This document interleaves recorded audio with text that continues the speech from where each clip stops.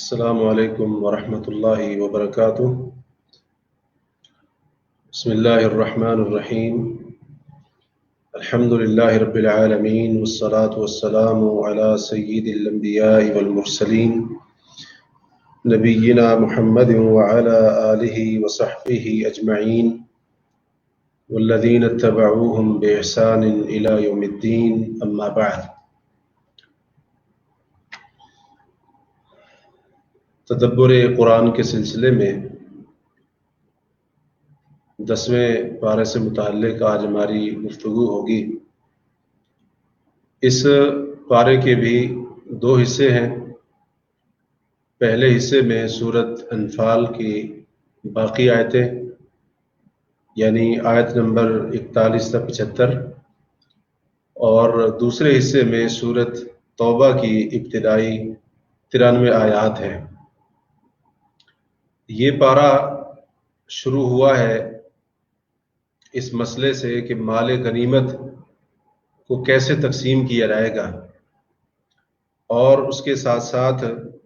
غزوہ بدر کا ایک بار پھر ذکر ہوا، جس میں اللہ تعالیٰ کی مدد کا ایک جو ذریعہ تھا مسلمانوں کے لیے وہ بھی ذکر کیا گیا کہ نبی صلی اللہ علیہ وسلم کو خواب کے اندر کفار کی تعداد تھوڑی دکھائی گئی، تو یہ بھی اللہ تعالیٰ کے مدد کرنے کا اور مسلمانوں کے تعاون کرنے کا ایک اہم ذریعہ تھا، جس سے مسلمانوں کے دلوں کو تقویت ملی۔ اس کے بعد اللہ رب العالمین نے یہیں پر غزوہ بدر کو یوم الفرقان کا نام دیا ہے۔ فرقان یعنی حق اور باطل کے درمیان فرق کرنے والا دن۔ تو غزوہ بدر کے ذریعے اللہ تبارک و تعالی نے حق کو غالب کر دیا اور باطل کو مغلوب کر دیا۔ اسی طرح سے یہاں پر منافقین کا ذکر بھی ہوا ہے، اور جن کے دلوں کے اندر بیماری تھی ان کا بھی ذکر کیا گیا، جو یہ کہہ رہے تھے مسلمانوں کے بارے میں کہ ان کو ان کے دین نے دھوکے کے اندر ڈال دیا ہے، ان کے دین نے ان کو دھوکے میں مبتلا کر دیا ہے۔ اور ساتھ ہی کافروں کا موت کے وقت کیا انجام ہوتا ہے، فرشتے ان کو کیسے مارتے ہیں، ان کی پیٹھوں پر کیسے وہ ضرب لگاتے ہیں، اس کا بھی ذکر ہوا۔ اور اس دوران اللہ تعالی نے مسلمانوں کو بڑی اہم نصیحتیں کی ہیں۔ ان نصیحتوں پر اگر عمل کیا جائے تو اللہ تعالیٰ کی مدد مسلمانوں کو حاصل ہوگی۔ پہلی نصیحت یہ تھی کہ مقابلے کے وقت ثابت قدمی اختیار کرو، ڈٹے رہو، یعنی میدان چھوڑ کر مت بھاگو۔ دوسری نصیحت اللہ کا بہت زیادہ ذکر کرو، اور تیسری نصیحت اللہ اور اس کے رسول صلی اللہ علیہ وسلم کی اطاعت کرتے رہو، اور چوتھی نصیحت تھی کہ آپس میں جھگڑا اور اختلاف نہ کرو۔ جب تم آپس میں جھگڑا اور اختلاف کرو گے تو تمہاری شان و شوکت، تمہاری قوت، سب کچھ جاتا رہے گا۔ اور پانچویں نصیحت، صبر کرو، اللہ صبر کرنے والوں کے ساتھ ہے۔ اور چھٹی نصیحت، ان لوگوں کی طرح مت ہو جانا جو اپنے گھروں سے تکبر کرتے ہوئے اکڑتے ہوئے نکلے تھے، اور لوگوں کو دکھانے کے لیے اللہ کے راستے سے روکنے کے لیے نکلے تھے۔ اس مقام پر اللہ تعالیٰ نے ایک بڑا اہم اصول بیان فرمایا ہے۔ اس اصول پر خاص طور پر آج کے دور میں ہم مسلمانوں کو اس کے اوپر غور کرنے کی ضرورت ہے۔ اصول یہ ہے، فرمایا ذالک بأن اللہ لم یک مغیرا نعمتا انعمها علی قوم حتی یغیروا ما بانفسہم، کہ اللہ تبارک و تعالی کسی نعمت کو تبدیل نہیں کرنے والا جو اس نے کسی قوم پر کی ہو، جب تک وہ قوم اپنی حالت خود نہ بدل دے۔ تو مطلب یہ ہے کہ جب تک ہم اپنی حالت کو خود نہیں بدلیں گے تب تک اللہ تبارک و تعالیٰ کی مدد بھی نہیں آئے گی۔ اور اسی طرح سے اگر ہمارے اوپر اللہ نے کوئی نعمت کی ہے اور اس نعمت کا ہم نے حق ادا نہیں کیا، تو جب تک اس کی ناشکری سے اور اس کی حق تلفی سے باز نہیں آئیں گے تب تک اللہ تبارک و تعالیٰ ہمارے معاملے کی اصلاح نہیں فرمائے گا۔ اس کے بعد کفار کی مذمت بیان کی گئی، اور ساتھ ہی یہودیوں کی بد عہدی کا اور معاہدوں کی خلاف ورزیوں کا ذکر ہوا، اور ایسے لوگوں کو مارکے کے اندر، جنگ کے اندر سخت سزا دینے کی تعلیم دی گئی تاکہ دوسرے لوگوں کے لیے وہ نشان عبرت بن جائے۔ اسی طریقے سے یہ تعلیم دی گئی مسلمانوں کو کہ اگر کسی قوم کے ساتھ تمہارا معاہدہ ہو اور تمہیں ڈر ہو کہ وہ خیانت کریں گے، وعدہ خلافی کریں گے، تو تم وعدہ خلافی یا خیانت کرنے کی بجائے پہلے ان کو آگاہ کر دو کہ ہمیں تمہاری طرف سے خیانت بدعہدی کا ڈر ہے، لہٰذا ہم بھی اس معاہدے کو ختم کرنے کا اعلان کرتے ہیں، تاکہ دونوں طرف سے معاملہ برابر ہو جائے اور تم خیانت جیسے جرم کے اندر مبتلا نہ ہو جاؤ۔ اور ساتھ ہی یہاں پر اللہ تعالیٰ نے کفار کو یہ دھمکی دی ہے، فرمایا کہ وہ یہ نہ سمجھے کہ وہ بچ گئے ہیں، اللہ تعالیٰ کے عذاب سے وہ بھاگ نہیں سکتے ہیں۔ اور ساتھ ہی مسلمانوں کو یہ تعلیم دی وَأَعِدُّوا لَهُم مَّا اسْتَطَعْتُم مِّن قُوَّةٍ وَمِن رِّبَاطِ الْخَيْلِ تُرْهِبُونَ بِهِ عَدُوَّ اللَّهِ وَعَدُوَّكُمْ، کہ اے مسلمانوں جتنی تمہارے پاس استطاعت اور طاقت ہو، دشمنوں کے لیے تم قوت کو تیار رکھو، اور اسی طرح سے گھوڑے باندھنا، گھوڑوں کی تربیت، اس کو تیار رکھو تاکہ تم اس قوت کے ذریعے اپنے اور اللہ کے دشمنوں کو تم ڈرا سکو اور ان کے دلوں کے اندر اپنا رعب اور دبدبہ ڈال سکو۔ اور ساتھ ہی اللہ تعالیٰ نے مال خرچ کرنے کی فضیلت بھی بیان فرما دی۔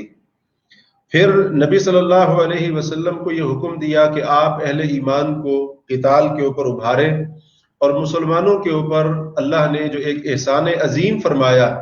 کہ ان کے دلوں کو جوڑ دیا اور ان کے دلوں میں ایک دوسرے کے لیے محبت اور الفت ڈال دی، اللہ نے اس احسان کا ذکر کیا۔ اور ساتھ ہی یہ فرمایا کہ اے نبی صلی اللہ علیہ وسلم، اگر اللہ ان کے دلوں کو نہ جوڑتا اور آپ پوری دنیا کے خزانے خرچ کر ڈالتے، تب بھی آپ ان کے دلوں میں الفت اور محبت نہیں ڈال سکتے تھے۔ یہ الفت اور محبت ہی کا نتیجہ ہے کہ تمام اہل ایمان، تمام مومنین صحابہ آپ کے ساتھ متفق اور متحد ہیں، اور اسی طرح سے وہ اکٹھے ایک جماعت کی شکل میں موجود ہیں۔ ساتھ ہی نبی صلی اللہ علیہ وسلم کو یہ تعلیم دی گئی کہ اگر دشمن صلح کی طرف جھکنا چاہے، مائل ہونا چاہے، تو آپ بھی اس صلح کی طرف مائل ہو سکتے ہیں۔ یعنی اگر آپ کو صلح کرنے میں فائدہ نظر آ رہا ہو، مصلحت نظر آ رہی ہو مسلمانوں کی، تو کفار کے ساتھ صلح کرنے میں کوئی حرج والی بات نہیں ہے۔ اگر کافر آپ کو دھوکہ دینا چاہیں گے تو اللہ آپ کو کافی ہے۔ اور اس کے ساتھ اللہ تعالیٰ نے ساتھ یہ بھی بتا دیا کہ کفار پر غلبہ پانے کے لیے اگر 100 صبر کرنے والے مسلمان ہوں تو 200 پر بھاری ہو جائیں گے، اور اگر 1000 کی مسلمانوں کی جماعت ہو تو کافروں کی 2000 کی جماعت کے اوپر وہ بھاری ہو جائیں گے اللہ کے حکم سے اور اللہ تعالیٰ کی مدد سے۔ لیکن یہ تبھی ممکن ہوگا جب صبر کرنے والے ہوں، یعنی ڈٹ جانے والے ہوں، اور اسی طرح سے کفار کی طرف سے آنے والی تکلیفیں اور اسی طرح سے ان کی طرف سے لگنے والے زخم اور جو شہادتیں ہوں گی ان کے اوپر جب صبر کرنے والے ہوں گے تو اللہ تعالیٰ ان سے دگنے دشمن کے اوپر ان کو غلبہ عطا فرمائے گا، اور اس طرح سے اللہ تعالیٰ ان کو فتح عطا فرمائے گا۔ پھر یہ بات ذکر فرمائی کہ مسلمان ان کی آپس میں محبت ہونی چاہیے، مسلمان کا دوست ہونا چاہیے، مسلمانوں کا آپس میں پیار ہونا چاہیے، بھائی چارہ ہونا چاہیے۔ اور اس کے ساتھ ہی اللہ رب العالمین نے یہاں پر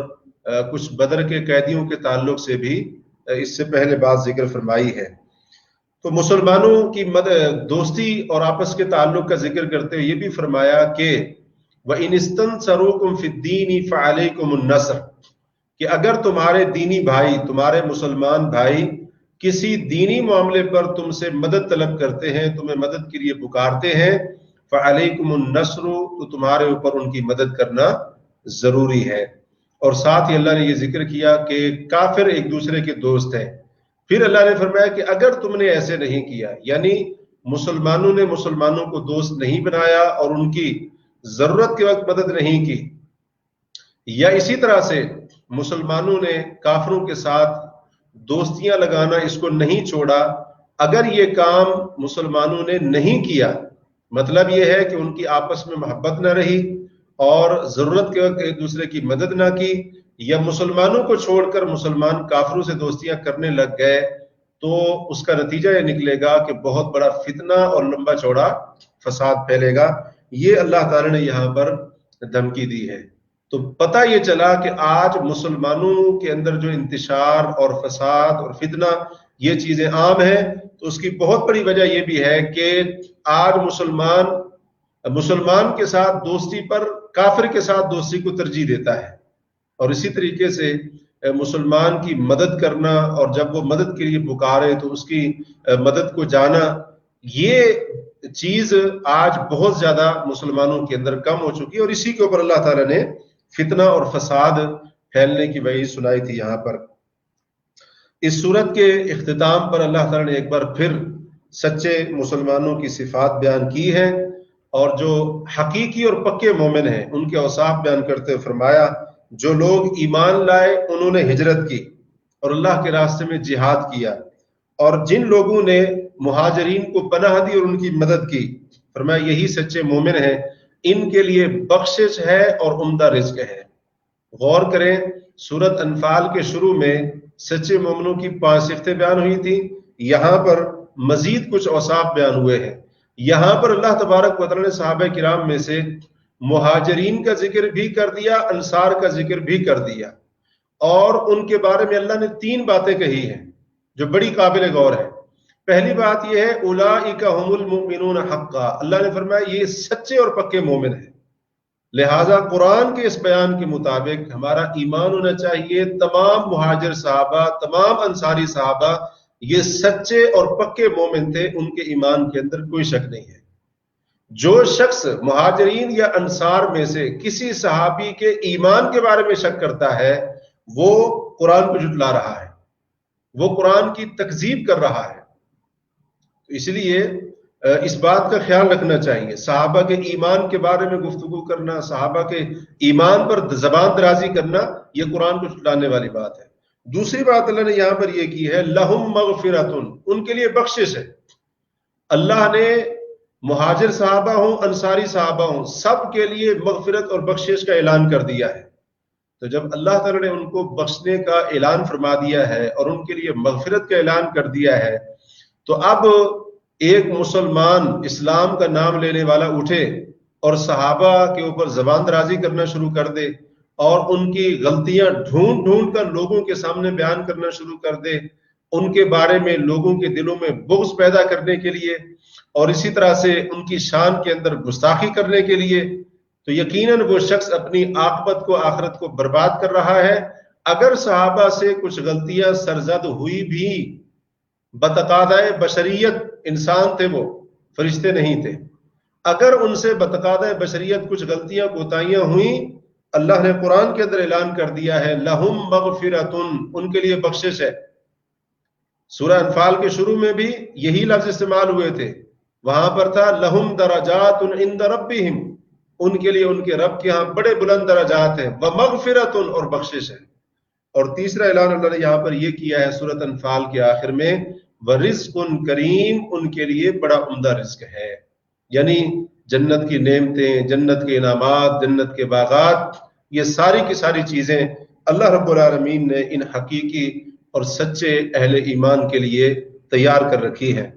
تو جس انسان کو اپنے ایمان کی فکر ہے اور جو بندہ اپنے ایمان کو تباہ اور برباد ہونے سے بچانا چاہتا ہے، وہ صحابہ کے بارے میں اپنی زبان کو خاموش رکھے۔ یہ وہ عظیم ہستیاں ہیں جن کے ایمان کی اللہ نے گواہی دی، یہ وہ عظیم لوگ ہیں جن کو اللہ نے پکے اور سچے مومن کہا ہے، اور یہ وہ عظیم لوگ ہیں جن کے لیے اللہ تعالیٰ نے جنت کے وعدے، اپنی رضا کے وعدے کیے، اور اسی طریقے سے اللہ رب العالمین نے ان کے لیے بخشش کے اعلان کر رکھے ہیں۔ اللہ نے معاف کر دیا ان کو، ان سے درگزر کر دیا۔ سورۃ آل عمران 4 پارے کے اندر یہ بات گزر چکی ہے۔ تو جب یہ سارے کے سارے اعزاز صحابہ کرام کو اللہ نے دے دیے ہیں، معافی کا اعلان بھی کر دیا، گناہوں کی بخشش کا اعلان بھی کر دیا، جنت کا اعلان کر دیا، اور اسی طرح سے بخشش کے وعدے کر دیے، اللہ نے راضی ہونے کا اعلان کر دیا، تو اس کے بعد کیا بچتا ہے؟ تو یہ تو پھر یہی بات ہوئی نا کہ اللہ راضی ہے اور بندہ جو ہے نا ان کے بارے میں زبان درازی کر کے اللہ تعالیٰ کی رضا کے اوپر گویا کہ اعتراض کر رہا ہے۔ اللہ نے معاف کر دیا، اللہ نے بخش دیا، اور ایک بندہ اپنی عاقبت کو برباد کرنے کے لیے ان کے بارے میں اس طرح کے جملے اور باتیں کرتا ہے، ان کی غلطیاں لے کر اچھالتا ہے اور اس قسم کی باتیں کرتا ہے کہ وہ گویا کہ نعوذ باللہ من ذالک اسلام کے دشمن تھے، مسلمانوں کے دشمن تھے، تو وہ شخص گویا کہ اللہ تعالیٰ کی معافی اور مغفرت کو ماننے کے لیے تیار نہیں ہے، تو یہ تو اللہ تعالیٰ کے ساتھ کھلی عداوت ہے اور دشمنی ہے اور اللہ تعالیٰ کی توہین ہے۔ اور جیسا کہ آپ کو بتایا کہ صحابہ کے ایمان کے بارے میں گفتگو کرنا، ان کے ایمان پر شک کرنا، یہ قرآن کے اوپر شک کرنا ہے، اور قرآن کے بارے میں شک کرنے والا مسلمان نہیں ہو سکتا ہے۔ اس کے بعد سورت توبہ شروع ہو رہی ہے، اور یہ سورت توبہ، اس کو سورت البراء بھی کہا جاتا ہے، اور بھی اس کے بہت سارے نام مفسرین نے ذکر کیے ہیں۔ اس سورت کا بنیادی موضوع جنگ تبوک کے حالات تفصیل کے ساتھ بیان کرنا، اور پھر اس موقع پر منافقین نے جو بہانے بنائے اور جو سازشیں کی، اور اسی طرح سے ان کی ہرزہ سرائیاں، ان کی گستاخیاں جو اس موقع پر کھل کر سامنے آئیں، ان کا بھی اس سورت کے اندر بڑی تفصیل کے ساتھ ذکر کیا گیا ہے۔ بہت ساری آیات اس سورت کے اندر، بلکہ یوں کہہ لیں کہ سورت کا بڑا حصہ منافقین کی سازشوں سے پردہ اٹھانے پر مشتمل ہے۔ تو غزوہ تبوک 9 ہجری کے اندر ہوا، مطلب یہ ہے کہ نبی صلی اللہ علیہ وسلم کی زندگی کے بالکل آخری جو سال تھے ان کے اندر یہ سورت توبہ نازل ہوئی۔ اس سورت کے شروع میں اللہ تبارک و تعالیٰ نے یہ بتایا ہے کہ مشرکین کے ساتھ جو معاہدے اے مسلمانوں تم نے کیے تھے، ان معاہدوں سے اب برات کا اعلان کیا جا رہا ہے، یعنی ان معاہدوں کی اب کوئی حیثیت نہیں ہے۔ 4 مہینے کی مہلت دی جا رہی ہے، اس کے بعد یہ معاہدے اور یہ مہلت ختم ہو جائے گی، الا یہ کہ اگر کسی کے ساتھ تمہارا کسی خاص مدت تک معاہدہ ہو تو اس مدت تک تم نے معاہدے کو پورا کرنا ہے، ورنہ 4 مہینے کی مہلت ہے، اس کے بعد کوئی معاہدہ نہیں، اور اسی طرح سے اعلان برات ہے۔ اور پھر اللہ تبارک و تعالیٰ نے یہاں پر یہ بھی ذکر کیا ہے کہ حرمت والے مہینے گزرنے کے بعد مشرکین کے ساتھ قتال کرو، اور یہ بھی یہاں پر ذکر کر دیا اگر وہ توبہ کر لے، یعنی شرک اور کفر سے توبہ کر لے، کلمہ پڑھ لے، نماز پڑھنے لگ جائیں، زکوٰۃ دینے لگ جائیں، تو ان کے راستے کو چھوڑ دو۔ مطلب یہ ہے کہ تمہارے وہ دینی بھائی ہیں، کیونکہ جب انسان کلمہ پڑھ لے، نماز پڑھنے لگ جائے، زکوٰۃ دینے لگ جائے تو وہ مسلمان ہو جاتا ہے، اور مسلمان کا خون کرنا، خون بہانا، یہ اسلام کے اندر حلال نہیں ہے، یہ حرام ہے، تو اس لیے فرمایا ان کا راستہ چھوڑ دو۔ اور ساتھ ہی یہ بھی بتا دیا کہ اگر مشرکین میں سے کوئی تم سے پناہ مانگتا ہے اس کو پناہ دے دو، بلکہ اس کو وہاں تک پہنچاؤ جہاں تک امن والی جگہ ہو، جنگ والے علاقے سے اس کو نکال کر اس کو امن والی جگہ تک پہنچاؤ، اور پھر اس کو موقع دو تاکہ وہ اللہ کا کلام سن سکے۔ ممکن ہے، یعنی ممکن ہے اللہ کا کلام سن کر اس کے دل میں اسلام کی محبت پیدا ہو اور وہ پھر مسلمان ہو جائے۔ اور اس کے بعد اللہ رب العالمین نے مشرکین کی بدعہدیاں اور مسلمانوں کے ساتھ ان کی دشمنی، اس سے پردہ اٹھایا۔ اللہ نے فرمایا کہ کسی مسلمان کے بارے میں یہ مشرک نہ تو کسی وعدے معاہدے کا خیال کرتے ہیں اور نہ ہی کسی رشتہ داری کا خیال رکھتے ہیں۔ اور پھر ان کی زیادتیوں کا ذکر کرتے ہوئے اللہ رب العالمین نے ان سے قتال کرنے کی مسلمانوں کو ترغیب دلائی، خاص طور پر ان میں سے جو اپنی قسموں کو توڑنے والے اور اسی طریقے سے وعدوں کو توڑنے والے ہیں،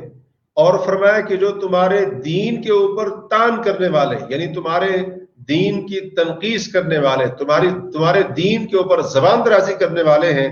اللہ نے ان کو ائمۃ الکفر، کفر کے امام، لیڈر قرار دیا، اور فرمایا کہ ان کے ساتھ تم قتال کرو تاکہ اپنی ان حرکتوں سے باز آ جائے۔ تو یہ جو اللہ نے فرمایا نا وَطَعَنُوا فِي دِينِكُمْ، تمہارے دین کے اندر وہ تان کرے، اس سے 2 باتیں واضح ہو رہی ہیں۔ پہلی بات یہ ہے کہ اسلام کے اوپر اعتراض کرنا، تنقید کرنا، یہ کافروں کا کام ہے، مسلمانوں کا کام نہیں ہے۔ آج افسوس کی بات ہے، اسلام کا نام لینے والے خود اسلام کے اوپر تنقید کر رہے ہیں، اور آج نام نہاد کلمہ پڑھنے والے خود اپنے دین کے اوپر اعتراض کر رہے ہیں، خود اپنے دین کے بارے میں اپنی زبانوں سے زہر اگل رہے ہیں۔ تو یہ تو کافروں کا کام تھا، اللہ کے دشمنوں کا کام تھا۔ اسلام کا نام لینے والوں نے بھی یہ کام شروع کر دیا، اور یہ بات نفاق کی علامت ہے، بندے کے منافق ہونے کی دلیل ہے کہ وہ اسلام کا نام بھی لے، اسلام کو ماننے کا دعویٰ بھی کرے، اور پھر دین کے بارے میں اپنی زبان سے زہر اگل رہا ہو، قرآن پر کبھی اعتراض ہے، کبھی شریعت کے مسائل پر اعتراض ہے، اور اسی طرح سے کبھی کس چیز کے اوپر اعتراض ہے، تو یہ ایک سچے مسلمان کا کام نہیں ہو سکتا ہے۔ دوسری بات یہ ہے کہ یہ جو حصہ ہے آیت کا بَطَعْنُوا فِي دِينِكُمْ، کہ تمہارے دین کے اوپر اگر وہ اعتراض کریں، تمہارے دین پر وہ تنقید کریں، اس سے بعض علماء نے یہ استدلال کیا ہے کہ جو شخص دین کی کسی بات کا جان بوجھ کر مذاق اڑاتے ہوئے دین کی اس بات کے اوپر تنقید کرتا ہے، اس کو قتل کرنا واجب ہوگا۔ لیکن یہ کس کا کام ہے؟ یہ حکومت وقت کا کام ہے، تاکہ ایسے لوگ باز رہیں اور ان کی زبان دین کے بارے میں، اللہ کی شریعت کے بارے میں دراز نہ ہو سکے۔ اس کے بعد اس بات کا ذکر فرمایا کہ مشرکین کا اللہ کی مسجدوں کو یعنی بیت اللہ کو تعمیر کرنا یا اسے آباد کرنا، شرک کی وجہ سے اس کا ان کو کوئی فائدہ ہونے والا نہیں ہے، یعنی یہ عمل تو بہت بڑا ہے لیکن ان کے شرک کی وجہ سے ان کا یہ عمل ضائع ہو جائے گا اور ان کو کوئی فائدہ نہیں ہوگا۔ اور ساتھ ہی اللہ نے واضح کیا کہ اللہ کی مسجدوں کو تعمیر یا آباد کرنے والے لوگ وہ لوگ ہوتے ہیں جن کا اللہ پر، آخرت کے دن پر ایمان ہوتا ہے، نماز پڑھتے ہیں، زکوٰۃ دیتے ہیں، اور اللہ کے سوا کسی اور سے نہیں ڈرتے ہیں۔ اور اس کے ساتھ اللہ تعالیٰ نے مجاہدین جو اللہ کی راہ میں اللہ کے لیے اپنی جان اور اپنے مال کو قربان کرتے ہیں، اپنی جان اور اپنے مال کے ساتھ جہاد کرتے ہیں، ان کی فضیلت بھی اللہ تعالیٰ نے بیان فرمائی ہے۔ پھر مسلمانوں کو ہدایت دیتے ہوئے فرمایا کہ تمہارے قریبی رشتہ دار، چاہے تمہارے باپ دادا، تمہارے بہن بھائی کیوں نہ ہوں، اگر وہ کافر ہیں تو ان کے ساتھ تم نے دوستی نہیں لگانی ہے، ان کے ساتھ تمہاری محبت نہ ہو، دوستی نہ ہو۔ اگر وہ ایمان کے اوپر کفر کو ترجیح دینے والے ہیں، یعنی وہ کافر ہیں، ان کے ساتھ دوستی لگانے کی تمہیں اجازت نہیں ہے۔ اور 8 چیزوں کی محبت کا ذکر کیا اللہ نے یہاں پر، ماں باپ، بیٹے، بھائی، بیویاں، خاندان، مال، تجارت اور گھر۔ ان 8 چیزوں کا ذکر کرتے ہوئے فرمایا کہ اگر ان 8 چیزوں کی محبت اللہ، اس کے رسول صلی اللہ علیہ وسلم، جہاد فی سبیل اللہ کی محبت پر غالب آ گئی تو پھر ذرا انتظار کرنا، اللہ تعالیٰ اپنا عذاب والا حکم تمہارے اوپر لے کر آئے گا، اور اللہ تبارک و تعالیٰ فاسقوں کو ہدایت نہیں دیتا ہے۔ اس آیت سے علماء نے یہ دلیل پکڑی ہے، بلکہ علماء نے کہا کہ یہ آیت اللہ اور اس کے رسول صلی اللہ علیہ وسلم سے محبت کے واجب ہونے کی سب سے بڑی دلیل ہے۔ تو یہ اس بات کی دلیل ہے کہ اللہ کے ساتھ اور اس کے رسول کے ساتھ محبت واجب ہے، اور یہ محبت ہر چیز کی محبت پر غالب ہونی چاہیے، ہر چیز کی محبت پر غالب ہونی چاہیے۔ اس کے بعد آیت نمبر 25 اور 26 میں غزوہ حنین کا ذکر ہوا۔ فتح مکہ کے بعد یہ غزوہ ہوا، یہ جنگ ہوئی، اور اس کے اندر مسلمانوں کی تعداد مشرکین سے زیادہ تھی۔ مشرکین کے اچانک حملے کی وجہ سے ابتدا میں مسلمانوں کے قدم اکھڑ گئے، بعد میں مسلمان اکٹھے ہوئے، جم کر لڑائی کی۔ اللہ نے مسلمانوں کے اوپر سکینت نازل فرمائی اور ان کی مدد کے لیے فرشتے نازل فرمائے، اور اللہ تعالیٰ نے مسلمانوں کو فتح عطا فرمائی۔ اس سے پتہ چلا کہ تعجب یعنی اپنی اچھائی اور نیکی کے اوپر اترانا، تعجب کرنا، یہ چیز انتہائی مذموم ہے، قابل مذمت ہے، اور یہ چیز شکست کا باعث بھی بن سکتی ہے۔ آیت نمبر 28 میں اللہ نے مشرکین کے نجس، ناپاک ہونے کا ذکر فرمایا، اور یہ ناپاکی ان کے عقائد کی ناپاکی ہے، ان کے جو شرکیہ کفریہ نظریات ہیں، یہ وہ ناپاکی ہے، اور فرمایا کہ وہ مسجد حرام کے قریب نہ آئے، حرم مکی کے قریب نہ آئے۔ اگر اے مسلمانوں تمہیں ڈر ہو کہ ہم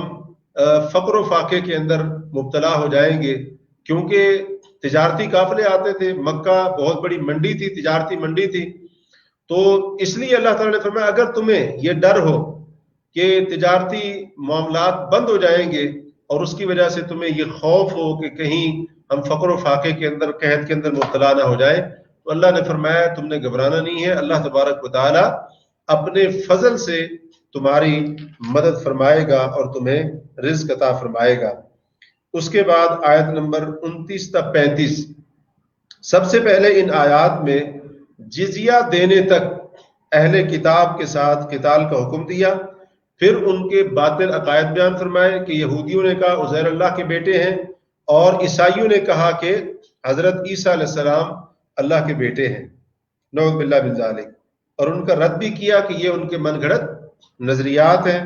اور یہ بالکل وہی بات ہے جو کافروں نے اللہ کے بارے میں کہی، حالانکہ یہ اہل کتاب ہیں، پھر بھی کافروں والی بات اپنی طرف سے گھڑ کر اللہ کی طرف منسوب کر رہے ہیں۔ نیز انہوں نے اپنے علماء اور راہبوں کو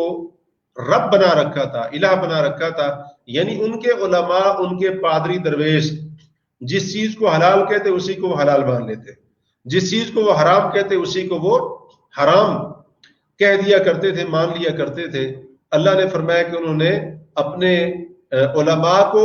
اور اپنے درویشوں کو، راہبوں کو انہوں نے رب بنا لیا ہے، اللہ کو چھوڑ کر انہوں نے رب بنا لیا ہے اس کو۔ تو اس کا بھی اللہ نے ذکر کیا، اور ساتھ ہی اپنی خالص توحید کا ذکر فرمایا کہ اللہ تبارک و تعالی صرف وہی الہ ہے اور سچا الہ ہے، اور جس چیز کو بھی یہ اللہ کا شریک بناتے ہیں، عیسائیوں نے حضرت عیسیٰ کو الہ بنا دیا، اور اسی طرح سے یہودی عیسائیوں نے، اہل کتاب نے اپنے راہبوں علماء کو اللہ تعالیٰ کے شریک بنا دیا۔ جیسے اللہ کی اطاعت ہونی چاہیے تھی حلال و حرام کے معاملے میں، ویسے وہ اپنے علماء کی، اپنے عبادت گزاروں کی کرنے لگے۔ تو اللہ نے فرمایا جس کو بھی اللہ کا وہ شریک بناتے، اللہ تعالیٰ تمام قسم کے شرک سے پاک ہے۔ اور ساتھ ہی اللہ تعالیٰ نے اہل کتاب کے جو علماء سو تھے، اور ان میں سے جو راہب اور پادری قسم کے لوگوں کا مال جو باطل طریقے سے، ناحق طریقے سے کھایا کرتے تھے اور لوگوں کو اللہ کے راستے سے روکتے تھے، اللہ تعالیٰ نے ایمان والوں کو خطاب کر کے ان کے بارے میں آگاہ کیا۔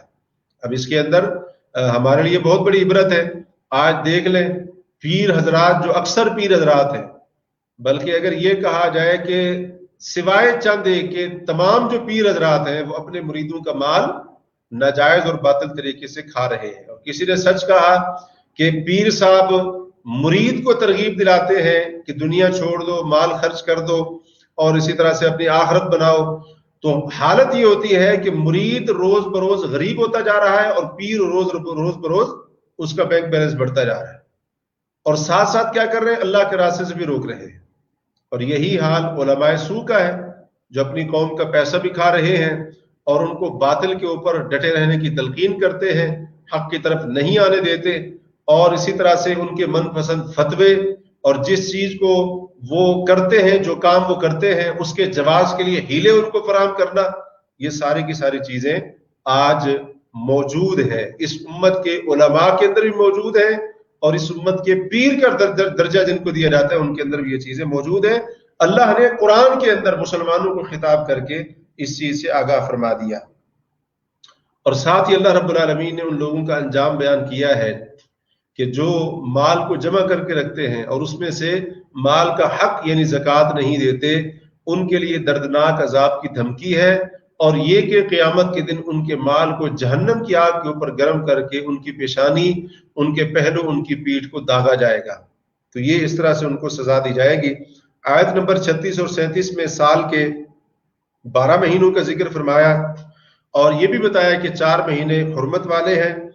اور اسی کو مضبوط اور سیدھا دین قرار دیا، اور حرمت والے مہینوں میں خاص طور پر ظلم یعنی گناہ سے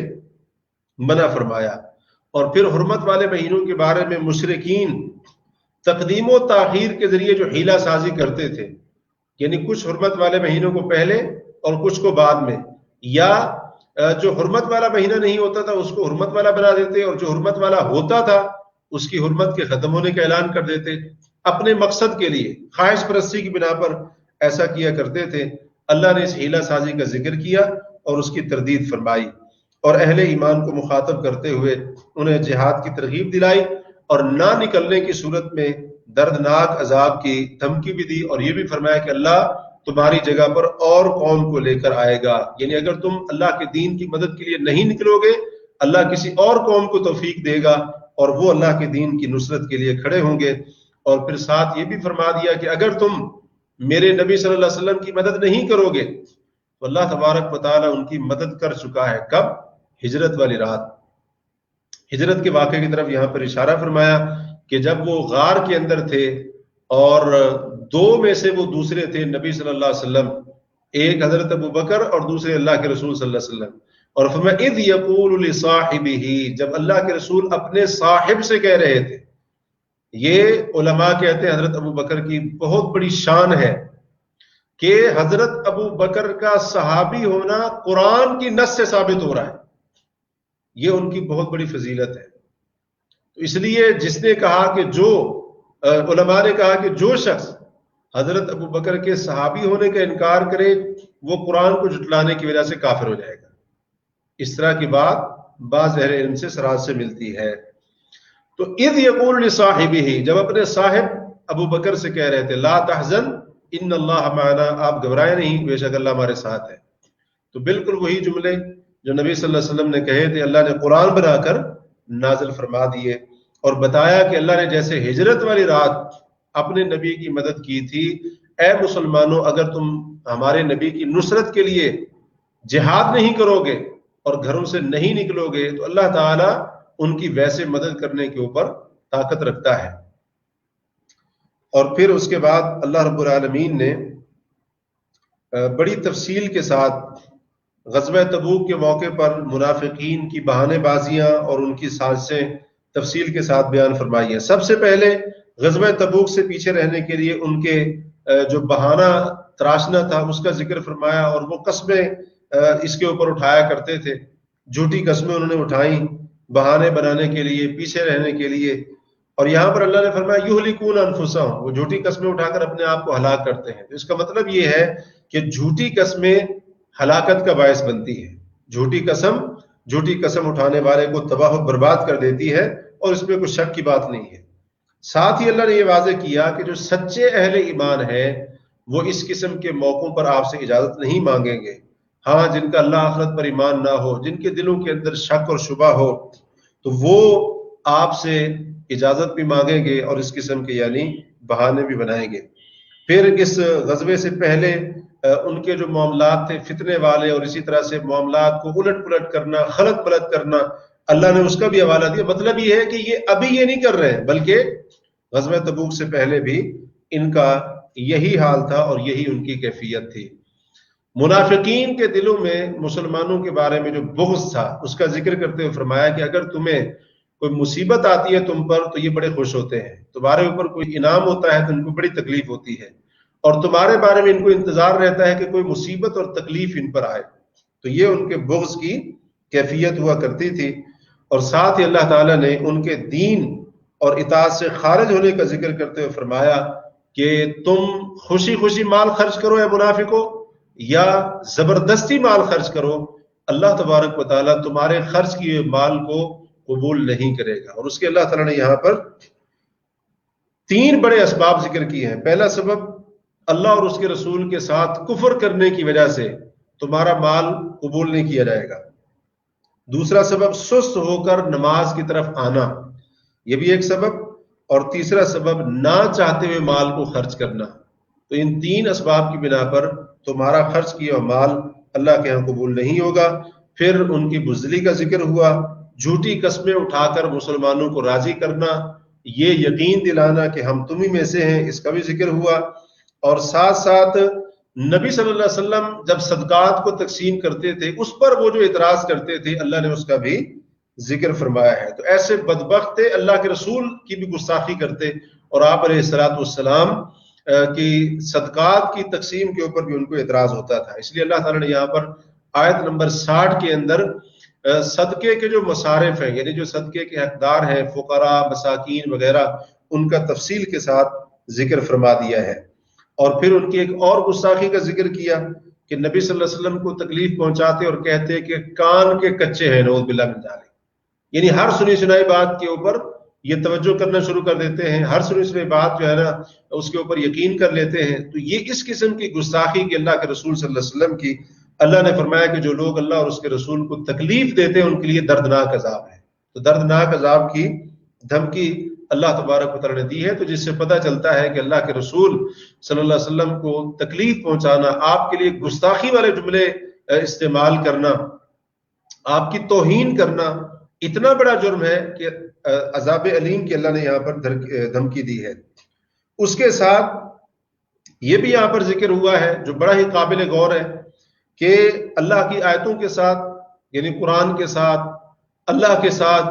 اور نبی صلی اللہ علیہ وسلم کے ساتھ وہ مذاق کرتے تھے، مذاق اڑایا کرتے تھے. تو اللہ تعالیٰ نے اس کا ذکر کیا اور اس کو کفر سے تعبیر کیا ہے. فرمایا قل اب اللہ و آیاتہ و رسولہ کنتم تستہزئون، آپ کہہ دیجئے کیا تم اللہ کے ساتھ، اللہ کی آیتوں کے ساتھ اور اس کے رسول کے ساتھ مذاق کرتے ہو، ان کا مذاق اڑاتے ہو. لا تعتذروا قد کفرتم بعد ایمانکم، بہانے نہ بناؤ، تم ایمان لانے کے بعد کافر ہو چکے ہو. اس سے پتہ چلا کہ اللہ تعالی اللہ کی آیات اور اللہ کے رسول صلی اللہ علیہ وسلم کا مذاق اڑانا یہ اتنا بڑا جرم ہے کہ اس کی وجہ سے انسان دین اسلام سے مرتد ہو جاتا ہے. یہ اللہ کا قرآن ہے. تو اس سے ان